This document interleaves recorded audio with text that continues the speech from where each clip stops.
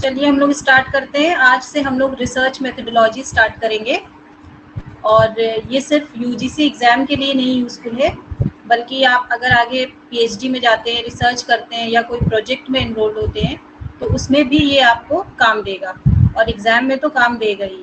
तो यहाँ पर सारे पोस्ट ग्रेजुएशन वाले ही बच्चे हैं आई थिंक, और तो कोई पीएचडी स्टूडेंट है नहीं।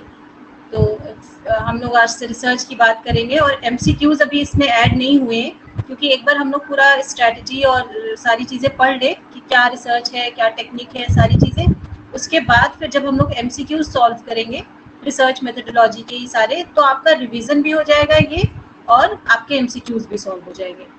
आज हम लोग रिसर्च मेथोडोलॉजी की बात करेंगे। रिसर्च ये जो है यूजीसी का जो सिलेबस है उसमें यूनिट 2 में आता है ये सेक्शन, और ये बहुत इंपॉर्टेंट है। इसमें क्वेश्चंस बहुत पूछे जाते हैं, कॉम्प्रिहेंशन वाले भी पूछे जाते हैं जिसमें आपको पैसेज दिया होता है और उसको सॉल्व करना होता है, और एमसीक्यूज भी पूछे जाते हैं। तो ये बहुत ज़्यादा इंपॉर्टेंट है, हमेशा से पूछा जाता है। इसमें से क्वेश्चंस 4-5 तो रहते ही रहते हैं, कॉम्प्रिहेंशन को हटा दीजिए तो भी एमसीक्यूज रहते हैं। तो इसको आप लोग अच्छे से समझिएगा और ये आपका सिर्फ एग्जाम में नहीं, आगे भी काम आएगा।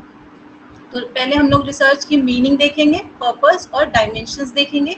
फिर हम लोग रिसर्च मेथोडोलॉजी और रिसर्च मेथड को डिस्क्रिमिनेट करेंगे कि ये दोनों टर्म्स जो है बहुत ज़्यादा लोग इंटरचेंजेबली यूज़ कर लेते हैं, इसको एक दूसरे से ओवरलैप कर लेते हैं, लेकिन इन दोनों में डिफरेंस क्या है उसको हम लोग देखेंगे। तो चलिए हम लोग मीनिंग ऑफ रिसर्च से स्टार्ट करते हैं। रिसर्च, जैसा कि ये टर्म है री और सर्च, तो री का मतलब दोबारा से और सर्च का मतलब किसी चीज़ को आपको फाइंड आउट करना। तो रिसर्च में हम क्या करते हैं, जो एग्जिस्टिंग नॉलेज है उसमें हम लोग कुछ नई चीज़ें ढूंढने की कोशिश करते हैं, फिर से उसको हम लोग रिसर्च करते हैं, स्टडी करते हैं और उसमें कुछ नया फाइंड आउट करना चाहते हैं कि जो चीज़ें, जो इन्फॉर्मेशन, जो नॉलेज हमारे पास ऑलरेडी एग्जिस्ट कर रही हैं उसमें क्या न्यू है। कुछ कभी कभी गैप रह जाते हैं रिसर्च में, तो उसको फिल करना होता है, क्योंकि हम लोग जब भी रिसर्च करते हैं तो सारी चीज़ें ऐड नहीं कर सकते हैं एक रिसर्च में, कुछ लिमिटेशंस होती हैं हर रिसर्च की। तो जब हम लोग कोई न्यू रिसर्च करते हैं तो जो हमारे पास एग्जिस्टिंग नॉलेज होती है उससे ऐड करके ही हम न्यू रिसर्च करते हैं। तो इसलिए रिसर्च क्या है, फिर से आप जब स्टडी कर रहे हैं, किसी एग्जिस्टिंग नॉलेज में कुछ ऐड कर रहे हैं, तो दैट इज रिसर्च। अगर हम कर्लिंगर की डेफिनेशन देखें, कर्लिंगर की जो डेफिनेशन है मोस्ट कोटेड है, सब ज़्यादातर लोग इसे कोट करते हैं क्योंकि इसमें सारी चीज़ें आ जाती हैं डेफिनेशन में। रिसर्च क्या है, एक सिस्टमैटिक है।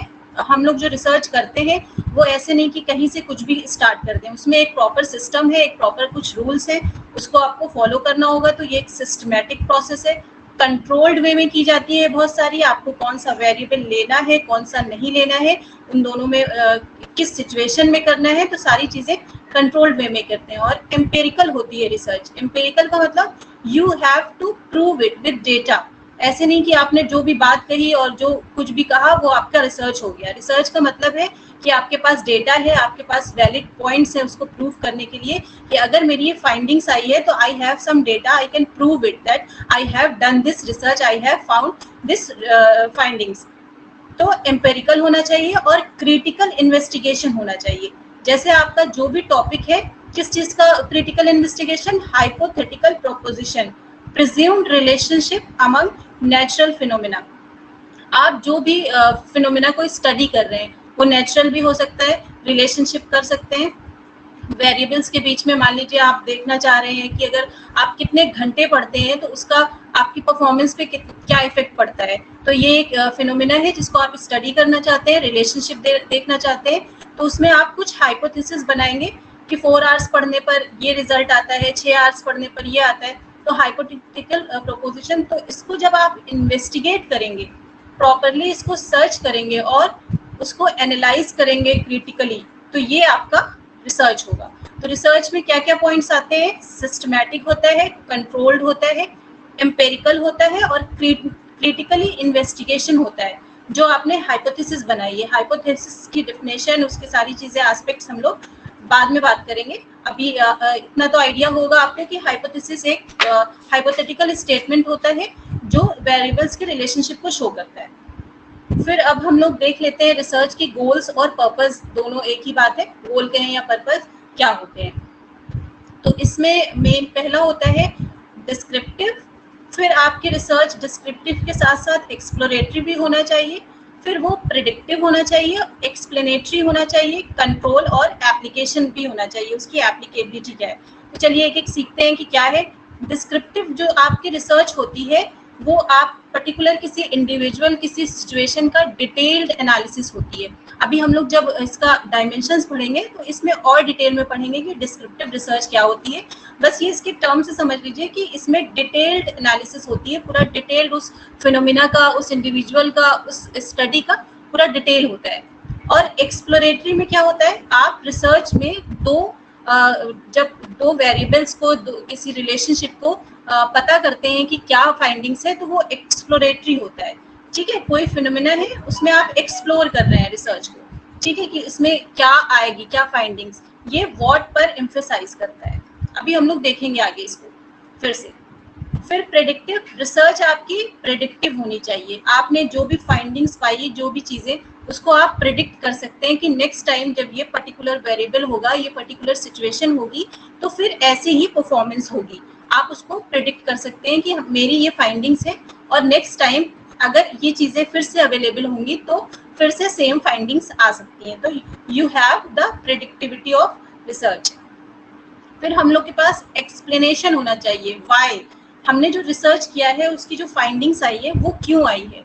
तो एक पर्पस क्या होता है, एक्सप्लेन करने का फिनोमिना को। फिर कंट्रोल, कंट्रोल आप सारे वेरिएबल्स को, जैसा अभी हम लोगों ने बात किया, स्टडी नहीं कर सकते हैं, तो कुछ वेरिएबल्स जो आपको स्टडी करना है उनको ही आप लेते हैं, और जिनको आप स्टडी नहीं करते हैं उनको आप एक्सक्लूड कर देते हैं। और कैसे एक्सक्लूड करते हैं, कैसे हटाते हैं, कंट्रोल करके। ठीक है, वो पर्टिकुलर सिचुएशन में, या आप अपना जो क्वेश्चनर बना रहे हैं, या आपका जो एक्सपेरिमेंटल सेटअप है, उसके थ्रू आप कंट्रोल करते हैं उन वेरिएबल्स को जो आपकी स्टडी में इंक्लूडेड नहीं है।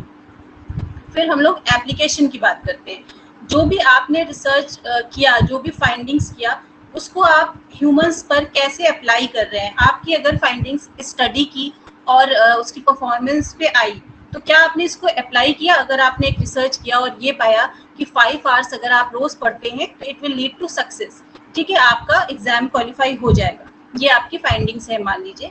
तो इसको आपने अप्लाई कर लिया और लोगों को बताया कि 5 आवर्स की स्टडी से परफॉर्मेंस इंप्रूव होती है। तो आपने क्या किया, अप्लाई किया एक अच्छी लाइफ स्टाइल के लिए, एक अच्छा आपकी सक्सेस के लिए। तो रिसर्च में क्या पर्पस होना चाहिए, एप्लीकेशन। बहुत कम एप्लीकेशन पर बात होती है, लेकिन जो रिसर्च होनी चाहिए उसमें एप्लीकेशन और प्रेडिक्टिविटी, ये दोनों चीज़ें ज़्यादा होनी चाहिए। क्योंकि हम कुछ भी अगर रिसर्च करते हैं इतनी मेहनत से, 5 साल 6 साल जो देते हैं अपनी ज़िंदगी का, तो उस रिसर्च की कुछ इम्पोर्टेंस होनी चाहिए जिसको हम अप्लाई कर सकें, जिसको हम लोगों में इम्प्रूवमेंट ला सकें लाइफ स्टाइल में। तो एप्लीकेशन होना चाहिए, ठीक है। तो पर्पस में क्या क्या चीज़ें आती हैं, descriptive, exploratory, explanatory, predictive, control और एप्लीकेशन। अब हम लोग आगे देखते हैं डायमेंशंस ऑफ रिसर्च।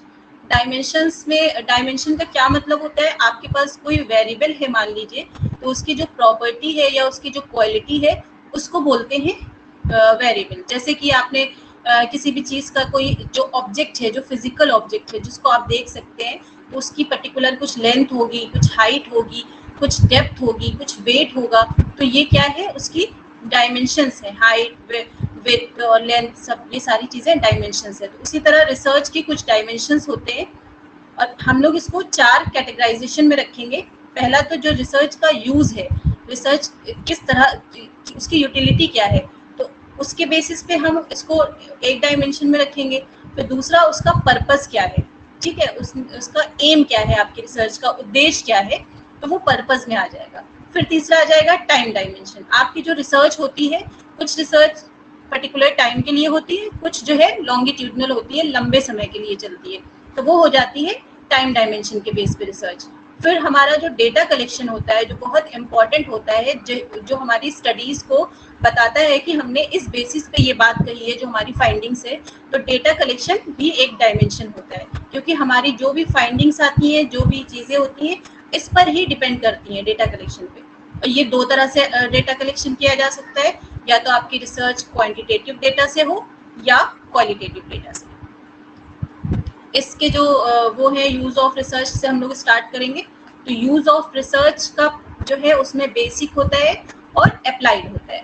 तो बेसिक रिसर्च को फंडामेंटल भी कहते हैं और या तो प्योर रिसर्च भी कहते हैं। इसका ये मतलब होता है कि अगर आप मान लीजिए कोई रिलेशनशिप किसी फिनोमिना में देख रहे हैं तो उसको एक्सप्लोर कर रहे हैं। जैसे मान लीजिए एग्जांपल है a research on behavioural differences between children raised bye separated families and children raised bye married parents. तो अगर आप ये फाइंडिंग्स पाना चाह रहे हैं, इसमें देखना चाह रहे हैं कि क्या जो है बच्चे जो मैरिड पेरेंट्स से जो रेज किए जाते हैं या जो सेपरेटेड पेरेंट्स से जो रेज किए जाते हैं उनके बिहेवियर में क्या डिफरेंसेस आता है। ठीक है, आप इसको फाइंड आउट कर रहे हैं। तो इसमें क्या होगा, एक तो आप एक्सप्लोर कर रहे हैं, ठीक है, आप रिलेशनशिप देख रहे हैं, फाइंड आउट कर रहे हैं, व्हाट ढूंढ रहे हैं इस रिलेशनशिप को। दूसरा ये डिस्क्रिप्टिव होता है। डिस्क्रिप्टिव क्यों होता है? क्योंकि आप डिटेल्ड एनालिसिस करेंगे और इसमें आप ये नहीं देख रहे हैं कि कॉज क्या है, इफेक्ट क्या है, क्यों हो रहा है। आप बस एक सिंपल प्योर रिसर्च कर रहे हैं कि हमारा जो ये दो फिनोमिना है बिहेवियरल डिफरेंसेस, उन बच्चों में जो सेपरेटेड फैमिलीज से आते हैं या उन बच्चों में जो मैरिड पेरेंट्स हैं, उनके बिहेवियर में डिफरेंसेस आप देख रहे हैं। तो ठीक है, ये होता है बेसिक रिसर्च। इसमें हम लोग क्या क्वेश्चन को देखते हैं, व्हाट को एक्सप्लोर करते हैं, व्हाट, ये चीज ध्यान रखिएगा।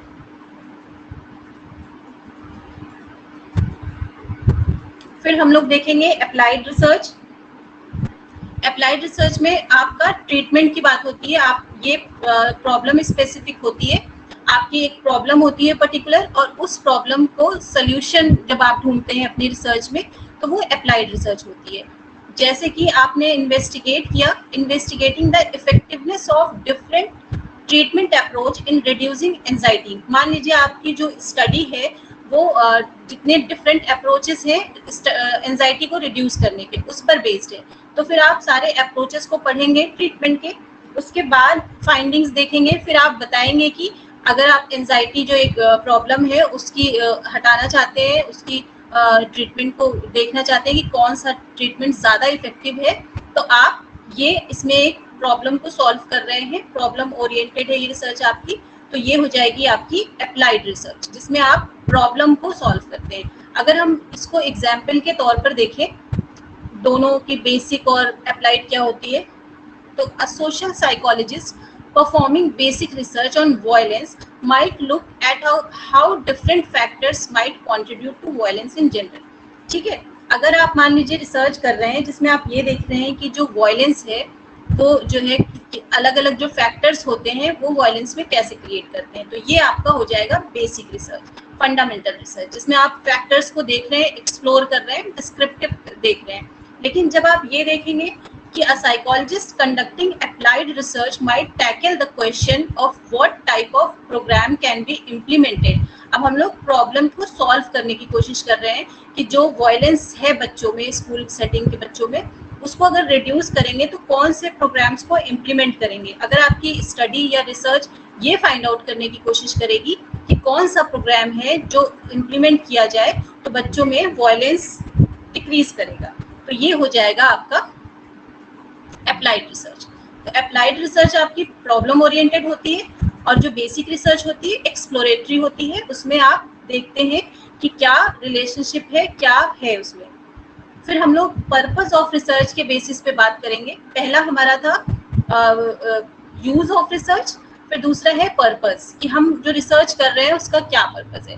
फिर एक्सप्लोर कर रहे हैं, सबसे पहली बात है कि आपका जो भी रिलेशनशिप है वो एक्सप्लोर करना चाह रहे हैं, तो उसमें हम लोग कोई भी वेरिएबल है, जैसे कि यहाँ पे जो एग्जाम्पल दिया है, I study on into the role of social networking site as an effective marketing communication channel.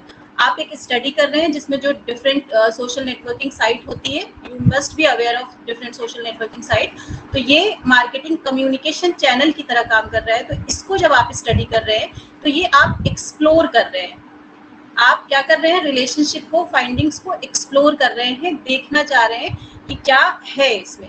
ठीक है, इसमें आप जो है कंक्लूजन पर नहीं पहुंचते हैं, ना ही प्रॉब्लम को सॉल्व करते हैं। जो है बस आपके पास दो फिनोमेना है जिसको आप स्टडी करके बताते हैं कि ये फिनोमेना ये है और इससे इसका ये इफेक्ट पड़ रहा है, या इसमें ये चीजें हैं, ये फैक्टर्स हैं जो इतना इफेक्टिव है या नहीं है। ठीक है, तो ये इसमें क्या होता है, एक्सप्लोर होता है और इसमें आप फाइनल कंक्लूजन पर नहीं पहुंचते। और ये उन प्रॉब्लम्स को सॉल्व करने के लिए मेनली होती है जिसमें आपकी प्रॉब्लम क्लियरली डिफाइन ही नहीं है। अब हम लोग आगे चलते हैं। एक्सप्लोरेटरी आपको समझ आ गया होगा। फिर डिस्क्रिप्टिव, जैसा कि अभी हम लोगों ने देखा था कि डिस्क्रिप्टिव में डिटेल्ड एनालिसिस होती है और ये हाउ और हु पर फोकस करता है कि कैसे हुआ कोई भी इंसिडेंट या कोई भी जो फिनोमेना है, वो जो आया रिजल्ट वो कैसे हुआ, और दूसरा हु, कौन है उसके पीछे। जैसे कि अगर आप पॉलिटिकल जो पोल्स होते हैं जिसमें देखा जाता है, अगर मान लीजिए जेंडर डिफरेंसेस देखें कि who would be more likely to give votes to this particular leader, तो ठीक है, ये पॉलिटिकल पोल्स आप किससे करेंगे, वो डिस्क्रिप्टिव रिसर्च से करेंगे। या फिर डिटेल्ड स्टडी ऑफ पेशेंट्स और how children and young adults interact. जब आप किसी पेशेंट की पर्टिकुलर स्किज़ोफ्रेनिया है या जो भी आप जिस भी उसका डिसऑर्डर की स्टडी करना चाहते हैं, उसके पेशेंट्स को डिटेल स्टडी करेंगे तो वो भी डिस्क्रिप्टिव रिसर्च पर आएगा। फिर या आप देखना चाहते हैं कि चिल्ड्रंस जो होते हैं वो यंग अडल्ट के साथ कैसे इंटरैक्ट करते हैं, तो वो भी डिस्क्रिप्टिव में आएगा। जब आप एक्सप्लोर करते हैं तो उसमें क्या ढूंढते हैं, व्हाट, क्या है। जब आप डिस्क्रिप्टिव रिसर्च में आते हैं तो हाउ पे फोकस करते हैं कि कैसे इन दोनों में कैसे ये फिनोमेना काम कर रहा है। फिर हम लोग नेक्स्ट देखते हैं explanatory research. Explanatory research why पर फोकस करता है। वाई, सबसे पहले आप कोई भी रिसर्च करेंगे तो व्हाट, क्या है एक्चुअल में, वो होगा। पर्पस, आप क्या देखना चाह रहे हैं, फिर कैसे उस हो रहा है वो फिनोमेना या कौन है, वो होगा। फिर एक्सप्लेन करने वाला, जिसमें वाई क्वेश्चन को आंसर करते हैं कि अगर दो वेरिएबल्स हैं या दो फिनोमेना हैं जिनमें जो रिलेशनशिप आ रहा है उसमें क्यों आ रहा है, ये फाइंडिंग्स क्यों आ रही है, उस पर फोकस करेंगे तो वो हो जाएगा आपका एक्सप्लेनेटरी रिसर्च। फिर हम लोग जो तीसरी बात करेंगे टाइम डायमेंशंस पर, जो हमारा रिसर्च का डायमेंशन चल रहा है, जो जिसका जो तीसरा जो है टाइम डायमेंशन है, उसमें दो आएगा, एक क्रॉस सेक्शनल स्टडीज आएंगी और दूसरा आएगा लॉन्गिट्यूडनल स्टडीज। तो ये दोनों टाइम बेस्ड स्टडीज होती हैं। क्रॉस सेक्शनल स्टडीज जो होती हैं वो ऐसी स्टडीज होती हैं जिसमें आप जब किसी किसी फिनोमेना को स्टडी करते हैं तो एक पर्टिकुलर स्पेसिफिक टाइम के लिए होता है वो ऐसा नहीं है कि बाद में किया जाए या पहले, वो एक पर्टिकुलर उसका टाइम होता है। जैसे मान लीजिए अभी कोरोना टाइम चल रहा है, तो इस टाइम अगर आप पर्टिकुलर आपका फोकस है कि कोरोना की चीज़ों से रिलेटेड हमें फाइंडिंग्स करनी है कि कोरोना का जो साइकोलॉजिकल इफेक्ट है वो लोगों पर क्या पड़ रहा है, जो मोड ऑफ एजुकेशन है, मोड ऑफ टीचिंग है, लर्निंग है, वो चेंज हो गई है फ्रॉम ऑफलाइन टू ऑनलाइन, तो उसका क्या इफेक्ट पड़ रहा है साइकोलॉजिकल। घर में जो बच्चे और पेरेंट्स हैं जिनका पहले कुछ और लाइफ स्टाइल थी, कुछ और रूटीन था, वो अभी और हो गया है कुछ, तो ये क्या हो रहा है, एक पर्टिकुलर टाइम पे हो रहा है। आगे हो सकता है कोरोना ना हो या पीछे नहीं था, तो उस टाइम नहीं, ये पर्टिकुलर इस टाइम में कर रहे हैं क्योंकि कोरोना का ऑनगोइंग चल रहा है। या मान लीजिए आप किसी पेशेंट को स्टडी करना चाहते हैं जिसका कुछ पर्टिकुलर बीमारी है, उस बीमारी के टाइम में अगर आप उसको स्टडी करेंगे तो वो हो जाएगा क्रॉस सेक्शनल। ठीक है, इसको जो है हम लोग डिस्क्रिप्टिव में ही करेंगे। क्यों? क्योंकि अभी देखा हम लोगों ने डिस्क्रिप्टिव क्या होता है, डिटेल्ड एनालिसिस होती है और ये कॉजल रिलेशनशिप की बात नहीं करता है, कौन सा किस पर इफेक्ट डाल रहा है, ये वाली चीजें नहीं करता है। ठीक है, ये डिस्क्रिप्टिव होता है, डिटेल्ड एनालिसिस होती है और ये ऑब्जर्वेशनल लर्निंग के थ्रू होती है। ये सारी चीजें हम लोग ऑब्जर्वेशनल लर्निंग, कॉजल इफेक्ट, ये सब हम लोग आगे पढ़ेंगे जब रिसर्च में और आगे पढ़ेंगे। तो अगर इसको एक एग्जाम्पल से देखें, मान लीजिए पैसिव स्मोकिंग, अगर आप देखें कि पैसिव स्मोकिंग का आपके ब्रीदिंग पर क्या इफेक्ट पड़ता है। जैसे पैसिव स्मोकिंग क्या होती है, पैसिव स्मोकिंग इसमें ये होता है कि आप डायरेक्टली तो स्मोक नहीं कर रहे हैं, लेकिन आप उन लोगों के कांटेक्ट में हैं जो स्मोकिंग करते हैं। जैसे जहां आप कॉलेज जा रहे हैं या ऑफिस में हैं, जहां पे या जो भी आपकी सराउंडिंग्स है, आप तो स्मोकिंग नहीं कर रहे हैं लेकिन आप उन लोगों के कांटेक्ट में हैं जो स्मोकिंग करते हैं, तो उनसे जो धुआं निकलता है उस स्मोक से, वो आप कहीं ना कहीं इनहेल करते हैं, इनडायरेक्टली इनहेल करते हैं, तो इसको बोलते हैं पैसिव स्मोकिंग। तो इसका आपके ब्रीदिंग पर क्या इफेक्ट पड़ रहा है, तो आप इसमें पर्टिकुलर टाइम, पर्टिकुलर सेटिंग में काम करेंगे, तो इसका क्या इफेक्ट आपकी ब्रीदिंग पर पड़ेगा, ये जब आप स्टडी करेंगे तो ये क्रॉस सेक्शनल स्टडी हो जाएगी। और इसमें क्रॉस सेक्शनल स्टडीज के हम लोग पहले कुछ कैरेक्टरिस्टिक्स देख लेते हैं कि क्या क्या इसमें इंक्लूड है। पहला तो ये एक सिंगल पॉइंट टाइम में किया जाता है, ठीक है, इसमें टाइम इंक्लूडेड होता है, टाइम के बेसिस पे ही ये रिसर्च की जाती है, इसीलिए इसको टाइम डायमेंशन में रखा गया है और एक ही टाइम में किया जाता है। दूसरा, इसमें मैनिपुलेटिंग वेरिएबल नहीं होते हैं, आप वेरिएबल्स को मैनिपुलेट नहीं कर सकते हैं कि जो स्मोक है, पैसिव स्मोक है, उसको किसी में ज़्यादा दे दें, किसी में कम दे दें, ऐसा नहीं करेंगे। जो नेचुरल वेरिएबल्स हैं, जो नेचुरल सेटिंग्स है, उसमें ही आप इसको स्टडी करेंगे। फिर ये रिसर्चर्स कैरेक्टर जैसे एज है, इनकम है, जेंडर है, इन सब पे भी बात कर सकते हैं, इसमें इंक्लूड कर सकते हैं passive section cross sectional studies में। फिर हम लोग बात करेंगे कि ये जो प्रिवेलिंग कैरेक्टरिस्टिक्स होती है पॉपुलेशन में, अभी हमारे जो पॉपुलेशन है उसमें क्या प्रिवेल कर रहा है, कोरोना वायरस, तो उस पर ये रिसर्च करने की बात होती है। तो जब आप एक पर्टिकुलर टाइम में पर्टिकुलर चीज़ों को स्टडी करें तो वो आपका हो जाएगा क्रॉस सेक्शनल स्टडी, ठीक है। और इसके कुछ एडवांटेजेस भी हैं, कुछ डिसएडवांटेजेस भी हैं, जैसे सब रिसर्च के होते हैं कि मतलब ये बहुत ज़्यादा एक्सपेंसिव नहीं होती है, बहुत जल्दी हो जाती है, तो ये सारी चीज़ें हैं, वो सब तो आपको मतलब पढ़ने की ज़रूरत है, उसको इतना समझने वाली चीज़ नहीं है वो एडवांटेज और डिसएडवांटेज, वो आप एक बार रीड कर लेंगे तो आपको आ जाएगा। फिर ये हमें क्या इन्फॉर्मेशन देती है कि हमारी जो करंट पॉपुलेशन है उसमें क्या हो रहा है।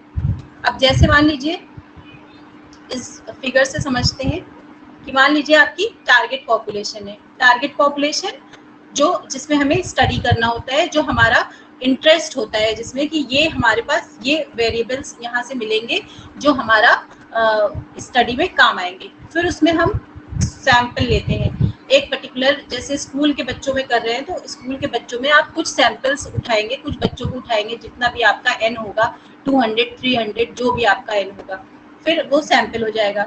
अब आप क्या करेंगे, इन बच्चों से डेटा कलेक्शन करेंगे एक्सपोजर एंड आउटकम के बेसिस पे।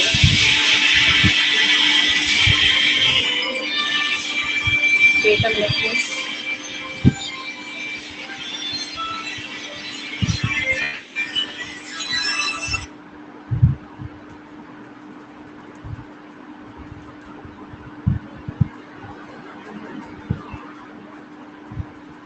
इन बच्चों से आप क्या करेंगे, डेटा कलेक्शन करेंगे।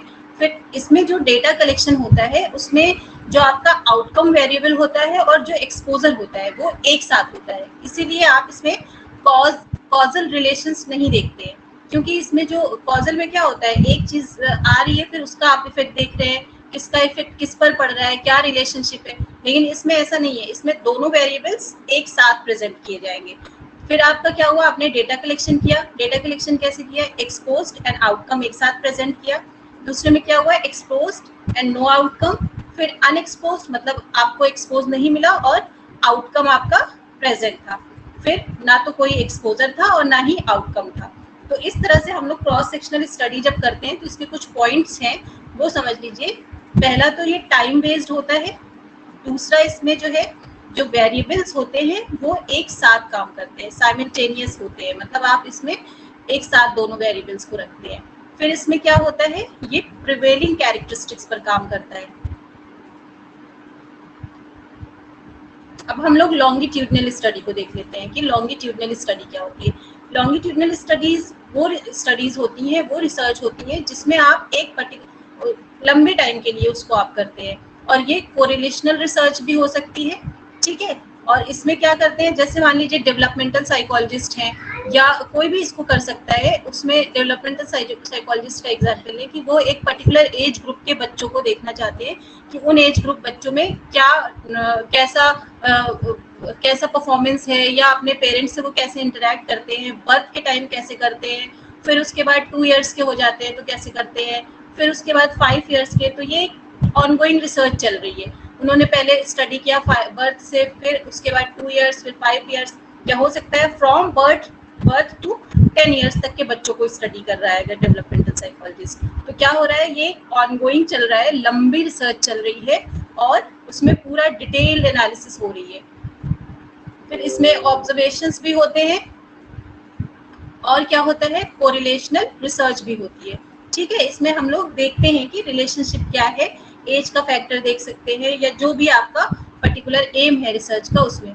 अब दोनों में डिफरेंस क्या है, लॉन्गिट्यूडनल स्टडी और क्रॉस सेक्शनल एक पर्टिकुलर टाइम के लिए होती है, लेकिन आपकी जो लॉन्गिट्यूडनल स्टडी होती है वो लॉन्ग टाइम के लिए काम करती है, वो लंबे समय के लिए करती है और एक ही ग्रुप पर काम करती है। इसमें जो ग्रुप होता है जिसको आप स्टडी करना चाह रहे हैं, चाहे वो इंडिविजुअल हो या कोई भी एक्सटेंडेड पीरियड के लिए, वो काम करता है। तो आई होप कि आपको लॉन्गिट्यूडनल स्टडी समझ में आ गई होगी। अब इसमें कुछ कैटेगरीज हैं लॉन्गिट्यूडनल स्टडीज की, कि जो करते हैं उसमें कितने तरह से वो स्टडी की जाती है, क्या क्या टाइप्स है। तो पहला हम लोग देख लेते हैं पैनल स्टडी। इसमें जो आप सैम्पलिंग करते हैं इंडिविजुअल्स की, वो एक ग्रुप में होती है, एक पर्टिकुलर उसमें होती है, जो क्रॉस सेक्शनल ऑफ इंडिविजुअल्स, ठीक है। आप जो बच्चों को सिलेक्ट कर रहे हैं या जिसको भी आप सिलेक्ट कर रहे हैं, जैसे चिल्ड्रन पर स्टडी है तो उनकी सैम्पलिंग करेंगे, ओल्ड एज की ग्रुप की है तो उनकी, और ये लॉन्ग टाइम तक के लिए चलती है। तो ये पैनल स्टडी होती है, पैनल की तरह आप काम करते हैं, उसमें पैनल बना लेते हैं, ये कह सकते हैं। फिर हम लोग बात करते हैं इन्वॉल्व सिलेक्शन। इसमें क्या होता है, जो सिलेक्शन होता है ग्रुप का, वो उनके particular experience, location, history, birth, geography के इस तरह से करते हैं। मान लीजिए जैसे आप वेस्टर्न और ईस्टर्न लोगों में देखना चाहते हैं, जैसे हाँ मैम आप थोड़ा स्लो चलो, थोड़ा सा। नहीं समझ आ रहा है क्या? नहीं समझ आ रहा है, मतलब बहुत जल्दी है ना, तो उतना ध्यान नहीं दे पा रही। अच्छा, थैंक यू। चलिए हम लोग पैनल से फिर से स्टार्ट करते हैं कि माइक म्यूट कर लीजिए, ठीक है। हाँ, पैनल में हम लोग ये देखते हैं कि जो स्टडी होती है उसमें हम लोग एक पैनल बना लेते हैं, ग्रुप बना लेते हैं, और उसके हिसाब से फिर रिसर्च करते हैं। हमारी जो लॉन्गिट्यूडनल स्टडी होती है, जो पैनल होता है, जैसे अगर आपने बच्चों पर कर रहे हैं या ओल्ड एज के लोगों पर कर रहे हैं या कोई फिनोमिना देख रहे हैं, किसी बीमारी का फिनोमिना देख रहे हैं, जो भी चीज़ें देख रहे हैं, तो एक पैनल होता है, उसके अकॉर्डिंग आप सैम्पलिंग करते हैं।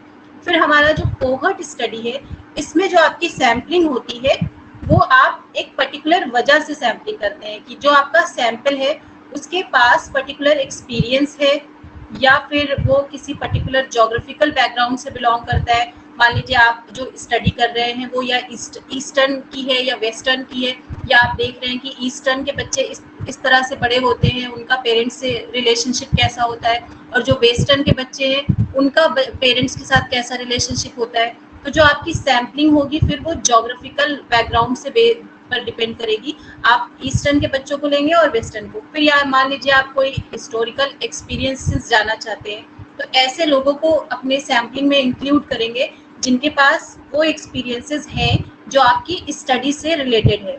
मान लीजिए फ्यूचर में जब कोरोना नहीं रहेगा, तब आप जो है देखेंगे वहाँ फ्यूचर में कोई रिसर्चर है जो कोरोना का कुछ रिसर्च करना चाहता हो, तो वो ऐसे लोगों को सैम्पलिंग में इंक्लूड करेगा जिनके पास इसका एक्सपीरियंस हो। उसके पास तो एक्सपीरियंस नहीं है डायरेक्ट फ्यूचर का जो रिसर्चर होगा कोरोना का, लेकिन वो ऐसे लोगों को सेलेक्ट करेगा जिनके पास हिस्टोरिकल एक्सपीरियंसेस हों। और फिर हम लोग बात करेंगे रेट्रोस्पेक्टिव स्टडी। इसमें भी यही होता है कि हम बैकग्राउंड में जाकर डिटेल इंफॉर्मेशन लेते हैं। मान लीजिए आप किसी पेशेंट की स्टडी कर रहे हैं, ठीक है, पेशेंट की स्टडी करेंगे तो आप उसका पूरा डिटेल रिकॉर्ड देखेंगे कि उसको पास्ट में क्या क्या रिसर्च हुई थी, और कैसे हुई थी। क्या कुछ मैसेजेस आ रहे हैं, आप लोग देख लीजिए, अगर जिसको आप लोगों को ऐड करना हो आप लोग कर लीजिए ऐड, क्योंकि ये स्क्रीन शेयरिंग हो जाती है तो उसके बाद फिर इसको फिर से शेयर करना पड़ता है अगर उसको ऑन करें। रुक जाइए,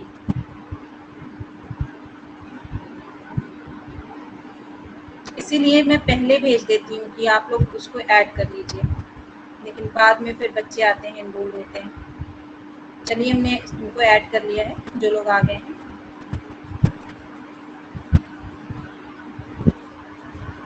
हाँ, तो हम लोग बात कर रहे थे cohort panel study, cohort study, retrospective study और केस स्टडी। तो ये जो तीनों है ये लॉन्गिट्यूडनल स्टडी का एक तरह का टाइप है, ठीक है। तो पैनल में हम लोग क्या करते हैं, एक पैनल बना लेते हैं, एक ग्रुप बना लेते हैं और उसके अकॉर्डिंग हम सैम्पलिंग करते हैं। कोहर्ट में क्या करते हैं, हम उन सैंपल्स में उन लोगों को ही इन्वॉल्व करते हैं जो हमारी स्टडी के लिए इम्पोर्टेंट है, जो हमारी फाइंडिंग्स से रिलेटेड है, जो हमारा जो फिनोमिना हम स्टडी कर रहे हैं, जो चीज़ें हम अपनी रिसर्च में ढूंढ रहे हैं, फाइंड आउट कर रहे हैं, वो सैंपल उससे रिलेटेड है। अगर आप किसी पर्टिकुलर एक्सपीरियंस को स्टडी कर रहे हैं तो ऐसे ही लोगों को आप अपनी स्टडी में इंक्लूड करेंगे जिनके पास वो एक्सपीरियंस है। या फिर अगर आप जोग्राफिकल बैकग्राउंड के अकॉर्डिंग आप अपने आपकी रिसर्च किसी जोग्राफिकल लोकेशन के हिसाब से है कि ईस्टर्न के लोग ये पर्टिकुलर रिस्पॉन्स करते हैं और वेस्टर्न के लोग का कल्चर इस तरह से होता है, कल्चर पे या किसी भी चीज़ पे आप कर सकते हैं। तो जोग्राफिकल बेसिस पे जब आप सैम्पलिंग करते हैं तो वो कोहर्ट स्टडी आता है। तो आपका जो कोहर्ट स्टडी होता है वो किसी पर्टिकुलर इंटेंशन के अकॉर्डिंग आप सैम्पलिंग करते हैं। आपका जो पर्पस है रिसर्च का उसके अकॉर्डिंग आप सैम्पलिंग करते हैं। फिर रिट्रोस्पेक्टिव स्टडी क्या होता है? इसमें आप बैकग्राउंड में जाकर इंफॉर्मेशन लेते हैं, जो पहले की चीज़ें अवेलेबल हैं वहाँ से आप इंफॉर्मेशन लेते हैं। जैसे कि मान लीजिए आप किसी पेशेंट की स्टडी कर रहे हैं तो उसकी सारी मेडिकल रिपोर्ट्स आप चेक करेंगे, जो भी उसका रिकॉर्ड है वो लेंगे और अभी करंट की चीज़ें उसको स्टडी करेंगे। फिर आगे स्टडी करते रहेंगे कि उसको ये डिजीज़ है और ये उसका बिहेवियर पे इफेक्ट डाल रहा है। तो ये भी लॉन्गिट्यूडनल है, ऑनगोइंग चल रही है, लेकिन आप पीछे की भी चीज़ें इसमें ऐड करेंगे, बैकग्राउंड इन्फॉर्मेशन भी इसमें आप लेंगे। फिर केस स्टडी, जैसा कि आपको पता होगा किसी पर्टिकुलर केस को स्टडी करते हैं जिसमें एक सिंगल डेटा भी हो सकता है, ग्रुप भी हो सकता है, और उस ग्रुप में आपकी जो स्टडी है, जो आपका जो फिनोमिना है उसको स्टडी करने में वो ग्रुप है, वो इंडिविजुअल है और आप उसको स्टडी करेंगे। वो आपकी स्टडी पर डिपेंड करेगा कि आपका वो 1 साल का है रिसर्च, 2 साल का है, कितने साल आप उस पर्टिकुलर केस को स्टडी करके फाइंड आउट करेंगे। तो आप होप कि आप लोगों को ये समझ में आ गया होगा कि लॉन्गिट्यूडनल स्टडी के कितने तरह के प्रकार होते हैं, क्या प्रकार होते हैं, और क्रॉस सेक्शनल स्टडी एक ही टाइम के लिए होती है। फिर हम लोग देखते हैं next techniques for data collection. जैसा कि बताया था कि ये बहुत इंपॉर्टेंट होता है आपके रिसर्च के लिए। जब आपका डेटा कलेक्शन जितना अच्छा और जितना वैलिड होगा, जितना सही आपको मिल जाएगा डेटा, मीन्स जितना एक्यूरेट मिलेगा, वो सैम्पलिंग भी बहुत इंपॉर्टेंट है क्योंकि आप जिस सैंपल को स्टडी कर रहे हैं वो आपके रिसर्च से ही रिलेटेड होना चाहिए। ऐसा नहीं है कि आप स्कूल के बच्चों की स्टडी करना चाहते हैं और सैम्पलिंग किसी और बच्चों की ले रहे हो, ये नहीं। तो सैम्पलिंग होनी चाहिए। सारी चीज़ें जो आपकी रिसर्च में इंक्लूड होती हैं, चाहे वो सैम्पलिंग हो, चाहे एम हो रिसर्च का या डेटा कलेक्शन हो, वो सब आपके रिसर्च टॉपिक और आपका जो लिटरेचर रिव्यू है उससे निकल कर आएगा कि आपको कैसे अपनी स्टडी करना है। तो हम लोग इसमें देख लेते हैं, 2 होता है डेटा कलेक्शन का तरीका, क्वालिटेटिव मेथड्स और क्वांटिटेटिव मेथड्स। क्वालिटेटिव मेथड्स में हम न्यूमेरिकली डेटा नहीं कलेक्ट करते हैं, हम ऐसे डेटा को कलेक्ट करते हैं जो न्यूमेरिक्स में नहीं होते हैं। जैसे कि हम लैंग्वेज, या हम लैंग्वेज कैसे हमें मिलेगी, जैसे हमने किसी का इंटरव्यू लिया तो इंटरव्यू में जो हमारे पास डेटा आएगा वो क्वालिटेटिव डेटा होगा। उसमें हमें किसी पर्टिकुलर जो जिसका भी आप इंटरव्यू कर रहे हैं तो उसमें जो भी कंटेंट आएगा वो आपका लैंग्वेज में आएगा, ना कि न्यूमेरिक्स में आएगा। तो क्वालिटेटिव मेथड्स क्या होते हैं? ऐसे होते हैं कि जिसमें न्यूमेरिक्स नहीं होते और वो डायरेक्ट ऑब्जर्वेशंस भी हो सकते हैं, और इसमें हमें बहुत डीप इंफॉर्मेशन मिलती है हमारे फिनोमेना की, जो हम स्टडी करना चाहते हैं बहुत डीप, या ऐसे बिहेवियर जो हिडन फैक्टर्स हों या हमें इंसाइट दे, उस तरह का जो रिसर्च होती है वो क्वालिटेटिव मेथड्स होती है। ठीक है, क्वालिटेटिव मेथड्स ज़्यादा नहीं लोग यूज़ करते हैं क्योंकि उसमें मीनिंग को एक्सप्लेन करना, उसकी एनालिसिस करना, वो अपने आप में एक बहुत बड़ा टास्क है। फिर आता है दूसरा, इसमें एग्जाम्पल्स में क्या क्या हो सकते हैं, कौन कौन सी रिसर्च इंक्लूड हो सकती है। इंटरव्यू हो सकता है, फोकस ग्रुप डिस्कशन हो सकता है। फोकस ग्रुप डिस्कशन में आप क्या करते हैं कि एक ग्रुप बना लेते हैं, जो आपका सैंपल है उसमें से 6 से 8 लोगों का ग्रुप अलग अलग कई सेशन में करते हैं और फिर उनको टॉपिक बता देते हैं और फिर वो उन टॉपिक पर डिस्कशन करते हैं और आप अपने उनके डिस्कशन को चुपचाप सुनते हैं और मेन पॉइंट्स उसमें नोट करते जाते हैं, किसने क्या बोला वो सारी चीज़ें। फिर उस जो आपके पास पॉइंट्स आ रहे हैं वो आपका डेटा है, उसी की एनालिसिस होगी फ्यूचर में। इंटरव्यू में भी आपको डेटा मिलता है डायरेक्ट ऑब्जर्वेशन से या लैंग्वेज के थ्रू, या जैसे भी आप सारी चीज़ें कलेक्ट करते हैं और फिर उसकी एनालिसिस करते हैं। अब हम लोग देख लेते हैं क्वांटिटेटिव मेथड्स। क्वांटिटेटिव मेथड्स में क्या होता है कि इसमें जो डेटा आपके पास होता है वो न्यूमेरिकल होता है, और ये स्टैटिस्टिकल एविडेंस भी होते हैं। इसमें आप फिर एनालिसिस करते हैं। इसमें तो आपकी एनालिसिस होती है, कंटेंट एनालिसिस होती है, या जैसे अभी हम लोगों ने बात किया फोकस ग्रुप डिस्कशन की, या जो हमारी जो लैंग्वेज है उसको एनालाइज करते हैं, तो ये क्वालिटेटिव होता है। लेकिन इसमें क्या होता है, इसमें आप एनालिसिस प्रॉपरली यूज करते हैं। अब नंबर्स में आप डेटा कैसे कलेक्ट करेंगे? 5 पॉइंट रेटिंग स्केल होती है, आपने सुना होगा, 7 पॉइंट रेटिंग स्केल होती है। तो ये सब क्या है, आप बता देते हैं। कोई एटीट्यूड मेजर कर रहे हैं या कोई भी फिनोमिना जब स्टडी कर रहे हैं और आपका जो क्वेश्चनेयर है वो 5 पॉइंट 7 पॉइंट जितने भी पॉइंट रेटिंग स्केल आप बनाना चाहें, लिकर्ट की या आप जिसकी भी यूज करना चाहें स्केल, तो उसकी जब आप स्केल यूज करना चाहें और उसको आप फर्स्ट को नंबरिंग कर दें कि मोस्ट लाइकली, मीन्स अगर आप इस सिचुएशन में रहेंगे तो, या आप मान लीजिए आपसे एक सर्वे या एक आपकी ओपिनियन लिया जाए कि आप फ्यूचर में इस क्लास को कंटिन्यू करेंगे कि नहीं, तो आपको 1 2 3 4 5 लाइकलीहुड दे दिया जाए, तो 1 को बोल दिया जाए मोस्ट लाइकली, हाँ आप करेंगे, ये हो जाएगा, और 5 को हो जाएगा लीस्ट लाइकली। तो इस तरह से आपका एटीट्यूड नंबर्स में मिलेगा, आपको वहाँ पे कुछ लिखना नहीं रहेगा, बस 1 2 3 4 5 न्यूमेरिक्स प्रोवाइड करने होंगे और फिर उनकी एनालिसिस होगी कि 5 का मतलब लीस्ट है और 1 का मतलब मोस्ट है, फिर उसकी कोडिंग होती है, फिर उसका मीन निकाला जाता है, बहुत सारी फिर एनालिसिस लगाई जाती है। तो ये क्वांटिटेटिव मेथड्स होता है। ज़्यादातर लोग क्वांटिटेटिव मेथड्स ही यूज़ करते हैं, क्वालिटेटिव मेथड्स नहीं यूज़ करते हैं। जब हम लोग इनको डिटेल में स्टडी करेंगे तो देखेंगे कि दोनों के क्या फ़ायदे हैं, क्या नुकसान है, या हम लोग एक और रिसर्च होती है मिक्स्ड मेथड।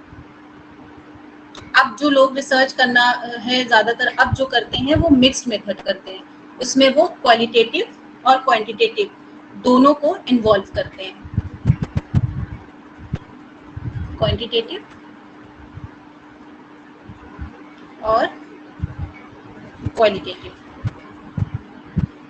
तो इसमें हम लोग क्या करते हैं, मिक्स्ड मेथड में दोनों क्वालिटेटिव और क्वांटिटेटिव दोनों को इंक्लूड कर लेते हैं। मतलब हमारे पास कुछ सर्वे भी होंगे, या अगर सर्वे एटीट्यूड मेजर कर रहे हैं या बिहेवियर को देख रहे हैं तो सर्वे के थ्रू देख रहे हैं, या जब एक्सपेरिमेंट करते हैं जिसमें आप इंडिपेंडेंट वेरिएबल का डिपेंडेंट वेरिएबल पर इफेक्ट देखते हैं, एक पर्टिकुलर सिचुएशन में कंट्रोल करते हैं, वो एक्सपेरिमेंट होता है। इसको हम लोग बाद में डिटेल में पढ़ेंगे, अभी तो बिल्कुल स्टार्ट किया है, हम लोगों ने मीनिंग और डायमेंशंस ये सब समझ रहे हैं। तो क्वांटिटेटिव में क्या रिसर्च, क्या एग्जांपल्स हो सकते हैं, एक्सपेरिमेंट, सर्वेज, और जो क्वालिटेटिव है उसमें इंटरव्यू, फोकस ग्रुप डिस्कशन। तो दो तरह का रिसर्च का तरीका होता है। अभी ये तीसरा है मिक्स्ड मेथड, इसमें आप जो है सर्वे भी दे देते हैं, 5 पॉइंट रेटिंग स्केल, 7 पॉइंट जो भी, उसके बाद आप कुछ क्वेश्चंस ओपन एंडेड पूछ लेते हैं। ओपन एंडेड का मतलब कि आपने उनको एक क्वेश्चन दे दिया कि आप इस सिचुएशन में क्या करेंगे, तो फिर आपका जो रिस्पोंडेंट होगा वो फ्री होगा, वो पूरा एक्सप्लेन करेगा, आंसर लिखेगा पूरा, उसमें 1 2 3 4 में आंसर नहीं देना होगा। या फिर अग्री या डिसअग्री वाला जो एग्जाम्पल होता है ये भी इसी में आता है आपका क्वांटिटेटिव मेथड में। ठीक है, आई होप कि आपको क्वालिटेटिव और क्वांटिटेटिव समझ में आ गया होगा। अब हम लोग बात कर लेते हैं रिसर्च मेथड और रिसर्च मेथडोलॉजी क्या होता है। ये दोनों टर्म इंटरचेंजेबली यूज किया जाता है, ओवरलैप होता है, पता ही नहीं होता है लोगों को कि रिसर्च मेथड क्या होता है, मेथडोलॉजी। तो जहाँ पे जिसको जो पहले पता चल जाता है या जो वर्ड पहले आ जाता है, कहीं पे रिसर्च मेथड बोल दिया जाता है, कहीं पे मेथडोलॉजी, बट ये दोनों डिफरेंट होते हैं, ये एक जैसे नहीं होते हैं ना, इनका तरीका अलग होता है करने का। इनमें पहले हम लोग देख लेते हैं कि ये क्या होता है। रिसर्च मेथड, रिसर्च मेथड का मतलब it includes all the means, जितने भी हमारे पास मीन्स है क्या करने के लिए, टेक्निक्स को, इसमें जितने भी मीन्स हैं, टेक्निक्स हैं रिसर्च को करने के लिए, वो होता है रिसर्च मेथड। जैसे मान लीजिए इसकी 3 कैटेगरीज हैं, डेटा कलेक्शन, स्टैटिस्टिकल टेक्निक, या इवेल्युएशन ऑफ द रिजल्ट। मान लीजिए आप जब डेटा कलेक्ट करते हैं तो उसमें आपने क्या टेक्निक्स यूज किया है, सर्वे, क्वेश्चनेयर, इंटरव्यू, ये सब क्या है, टेक्निक्स है। तो ये रिसर्च मेथड है आपका। सर्वे है आपका डेटा कलेक्शन की टेक्निक में, या आपने जो है उसमें इंटरव्यू लिया है, या उसमें आपने ओपन एंडेड क्वेश्चन दिए हैं। बहुत सारे मेथड्स होते हैं डेटा कलेक्शन के, जैसा अभी हम लोगों ने ऊपर भी देखा क्वांटिटेटिव और क्वालिटेटिव में एक्सपेरिमेंट्स हैं। फिर दूसरा क्या है, स्टैटिस्टिकल टेक्निक, आपने उसमें फैक्टर एनालिसिस लगाई है, कोरिलेशन किया है, क्या किया है, जो स्टैटिस्टिकली जो आप एनालिसिस करते हैं वो दूसरा पॉइंट है। ये रिसर्च मेथड के टूल्स हैं ये सारे, ठीक है। ये इस रिसर्च मेथड्स का मतलब क्या है, आप जो रिसर्च कर रहे हैं उसमें कौन सी टेक्निक लगा रहे हैं, कौन से टूल्स यूज कर रहे हैं, वो होता है आपका रिसर्च मेथड। फिर आपका जो रिजल्ट आया है उसकी आपने एक्यूरेसी चेक किया, उसमें देखा कि वो कितना सही है कितना नहीं सही है, तो ये सारे रिसर्च के टूल्स होते हैं। अब हम लोग देखते हैं कि मेथडोलॉजी क्या होता है। जैसा कि लॉजी का मतलब होता है स्टडी, साइकोलॉजी, सोशियोलॉजी, जितने भी लॉजी होते हैं सब कोई ना कोई स्टडी होता है। तो इसमें क्या होता है कि आपकी जो रिसर्च है वो कैसे की जाएगी, उसमें क्या कर रहे हैं, टूल्स की बात कर रहे हैं, इसमें वे की बात कर रहे हैं, ठीक है। तो और कैसे की जाएगी उसी की ये स्टडी है रिसर्च मेथडोलॉजी, ठीक है। अगर आपसे पूछा जाए आपकी रिसर्च मेथडोलॉजी क्या है और अगर आपसे पूछा जाए आपका रिसर्च मेथड क्या है, तो जब रिसर्च मेथड पूछा जाएगा तो उसमें आप ना सारे मीन्स बताएंगे, सारे टेक्निक्स बताएंगे कि हमने सर्वे मेथड यूज किया, डेटा कैसे कलेक्ट किया। और जब आपसे ये पूछा जाएगा कि आपकी रिसर्च मेथडोलॉजी क्या है, तो उसमें आप क्या बताएंगे कि आपने अपना जो टेस्ट डेवलप किया या आपकी जो स्टडी थी वो आपने कैसे किया, ठीक है। हाउ पर आप बात करेंगे इसमें। तो इसकी क्या कैटेगरीज है, जो आपने टेस्ट डेवलप किया या आपने जो आपकी जो हाइपोथेसिस थी या आपने जो टाइटल बनाया था वो कैसे डेवलप किया था, कैसे बनाया था। तो इसका जो पूरा स्टडी होगी, पूरी एनालिसिस होगी, वो आपके मेथडोलॉजी में आएगी। फिर आपने जितने भी मान लीजिए ये डेटा हैं आपके, उसको आपने वेरियस स्टैटिस्टिक्स से कैलकुलेट किया, पर आपको वो टेक्निक तो पता होनी चाहिए ना। आपको ये पता है कि फैक्टर एनालिसिस लगाई जाती है, लेकिन वो कैसे लगाई जाती है आपको ये भी आना चाहिए। तो ये होता है रिसर्च मेथडोलॉजी के अंदर। फिर आपकी जो टेक्निक्स आपने यूज किया है उसको क्यों किया है ये भी आपको पता होना चाहिए, ये भी आपके रिसर्च मेथडोलॉजी में आता है। ऐसा नहीं है कि आप कुछ स्टडी कर रहे हैं और एनालिसिस कुछ भी लगाते हैं, ऐसे नहीं होता है। जब आप दो लोगों का, दो वेरिएबल्स का कॉजल रिलेशन देख रहे हैं तो आप कौन सा लगाएंगे, एक्सपेरिमेंट करेंगे या आप कोरिलेशन करेंगे। तो ये सारी चीजें जो डिसाइड करेंगी वो आप रिसर्च मेथडोलॉजी के थ्रू करेंगे कि हमने अगर ये स्टडी में इस एनालिसिस को यूज किया है तो क्यों किया है, उसकी रिलेवेंसी बताएंगे आप, उसको बताएंगे कि इसलिए हमने किया है, ये ज्यादा इम्पोर्टेंट है। मीन्स अगर आपने रिग्रेशन एनालिसिस लगाई तो क्यों लगाई, उसमें क्या था, आपने क्यों रिग्रेशन एनालिसिस लगाई और क्यों फैक्टर एनालिसिस नहीं लगाई, आपको इस चीज का आंसर पता होना चाहिए। तो अगर आपने इस आंसर को पता कर लिया तो वो रिसर्च मेथडोलॉजी के अंदर आता है। फिर हम लोग जो रिसर्च हमारी रिसर्च प्रॉब्लम है, ये तो अभी हम लोग बात कर चुके हैं ऊपर, हाइपोथेसिस है, ये सारे के रैशनल क्या है कि आप अगर मान लीजिए आपने कोई प्रॉब्लम बनाई रिसर्च की, या आपकी हाइपोथेसिस है कि इस वेरिएबल का अगर हम 8 घंटे सोते हैं तो सुबह में हम जो भी पढ़ेंगे अच्छे से हमें याद हो जाएगा, ये आपकी हाइपोथेसिस है। मान लीजिए कि effect of good sleep on our performance study, on our academic performance, अगर आपकी ये रिसर्च है। फिर इसके पीछे क्या रैशनल है, ये तो आपकी हाइपोथेसिस हो गई सीधी सीधी, या आपकी रिसर्च प्रॉब्लम ये है कि स्लीप का आप देख रहे हैं इफेक्ट एकेडमिक परफॉर्मेंस पे, but why have you chosen this particular hypothesis, why have you decided to study this problem. तो ये रैशनल डिसाइड करेगा और ये इसमें आएगा आपकी मेथडोलॉजी में। फिर आपने जो टेक्निक्स को फॉर्मुलेट किया है, जो डेटा का एनालिसिस कर रहे हैं, उन सब की भी आपको रेलिवेंसी पता होना चाहिए, रैशनल पता होना चाहिए। सो रिसर्च मेथडोलॉजी और रिसर्च मेथड में जो डिफरेंस है उसको अगर आप लोग समझ लें शायद तो और अच्छे से क्लियर हो जाए। दोनों में क्या डिफरेंस है, जो रिसर्च मेथड होता है उसका जो ऑब्जेक्टिव होता है वो एक पर्टिकुलर प्रॉब्लम को सॉल्व करने का होता है, उसको ढूंढना होता है। जैसे कि आप जो एनालिसिस लगा रहे हैं, जो फाइंडिंग्स कर रहे हैं, वो जिन टूल्स से कर रहे हैं, डेटा से कर रहे हैं, वो क्यों कर रहे हैं, आप अपनी प्रॉब्लम्स को सॉल्व करना चाह रहे हैं, जो भी आपकी रिसर्च स्टडी है उसको देखना चाह रहे हैं। और इसका स्कोप बहुत नैरो होता है और ये वन डायमेंशनल होता है कि आपका ये ऑब्जेक्टिव है और आपने ये डेटा ये इस तरह से डेटा कलेक्शन किया, ये टेक्निक्स लगाई और ये आपकी फाइंडिंग्स है। तो रिसर्च मेथड क्या होता है, नैरो होता है और वन डायमेंशनल होता है। लेकिन रिसर्च मेथडोलॉजी क्या होती है, नैरो नहीं होती, इसका जो स्कोप है बहुत वाइडर है और ये इसको अप्लाई किया जाता है, इसमें मेथड्स के एप्लीकेशंस होते हैं।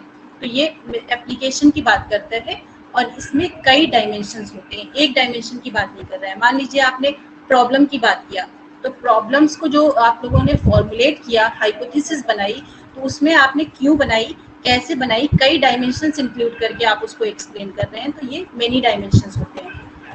फिर अब हम लोग देखते हैं नेक्स्ट क्या है, methods are applied during the later stage of the research.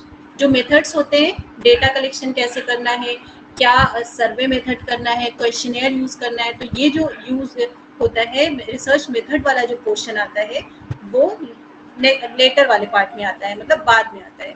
जब आप कोई रिसर्च स्टार्ट करेंगे तो पहले आपका रिसर्च मेथडोलॉजी आएगी, प्रॉब्लम क्रिएट हुई, क्यों क्रिएट हुई, कैसे क्रिएट हुई, फिर आपने जो स्टडी किया, आपने जो देखा कि क्या गैप है रिसर्च में आपके, उसकी मेथडोलॉजी की बात किया। तो रिसर्च मेथडोलॉजी किसी भी रिसर्च में पहले आता है और मेथड्स बाद में आता है, क्योंकि ये टूल्स की बात करता है। भाई हम डेटा कलेक्शन करेंगे, टूल्स कौन सा यूज कर रहे हैं, उसकी एनालिसिस क्या कर रहे हैं, तो वो तो बाद में ही आएगा ना। पहले तो रिसर्च को हम फॉर्मुलेट कर रहे हैं, स्टडी कर रहे हैं कि हमारा टाइटल क्या है, हाइपोथेसिस क्या है, प्रॉब्लम क्या है हमारी। फिर नेक्स्ट हम लोग देखते हैं मेथड्स जो है, इसमें क्या होते हैं, एक्सपेरिमेंट्स होते हैं या सर्वे कंडक्ट कर रहे होते हैं या टेस्ट होते हैं, ठीक है, जैसे अभी हम लोगों ने बात किया था। और इसमें क्या होते हैं, किस तरह से हम लोगों ने टेक्निक्स को यूज किया है इन सारी सर्वे एक्सपेरिमेंट को यूज करने के लिए। तो जो रिसर्चर होता है उसको सिर्फ ये नहीं पता होना चाहिए कि उसकी प्रॉब्लम क्या है, हाइपोथेसिस क्या है और उसको कौन सी एनालिसिस लगाना है, बल्कि उसको ये भी पता होना चाहिए कि उसने जो प्रॉब्लम सेलेक्ट किया है वो क्यों किया है, उसके पीछे का क्या उद्देश्य है। जब आप कोई रिसर्च कर रहे हैं तो why have you chosen that particular topic, why have you created that hypothesis, उसके बाद आपको सब चीज का रीजन पता होना चाहिए, तो वो मेथडोलॉजी की बात करना चाहिए। और ये दोनों चीजें ऐसा नहीं है कि अलग अलग है, इनको एक रिसर्च में दोनों चीजें इंक्लूड होती हैं। ऐसा नहीं है कि आपने बस रिसर्च मेथड की बात कर लिया या सिर्फ रिसर्च मेथडोलॉजी की बात कर लिया। जब आप रिसर्च करेंगे तो आपको रिसर्च मेथडोलॉजी को भी यूज करना होगा और रिसर्च मेथड को भी यूज करना होगा। आई होप कि आपको यहाँ तक समझ में आ गया होगा कि रिसर्च की मीनिंग क्या होती है, इसके पर्पस क्या है, इसके डायमेंशंस क्या हैं और मेथड एंड मेथडोलॉजी में डिफरेंस समझ में आ गया होगा। ये इतनी चीजें आज हम लोगों ने कवर किया है। कल हम लोग आगे कंटिन्यू करेंगे हाइपोथेसिस, वेरिएबल, जो यूजीसी का जो सिलेबस है उसमें जो चीज़ें हैं, नेक्स्ट वेरिएबल और एथिकल वाला चीज़ें हैं, वो सारी चीज़ें हम लोग कल डिस्कस करेंगे। आज के लिए ही इतना। एमसीक्यूज इसलिए नहीं हम लोगों ने सॉल्व किया क्योंकि जब उसको सॉल्व करेंगे टॉपिक वाइज तो आपने अभी जो पढ़ा है वो सारा फिर से रिवाइज हो जाएगा, ठीक है।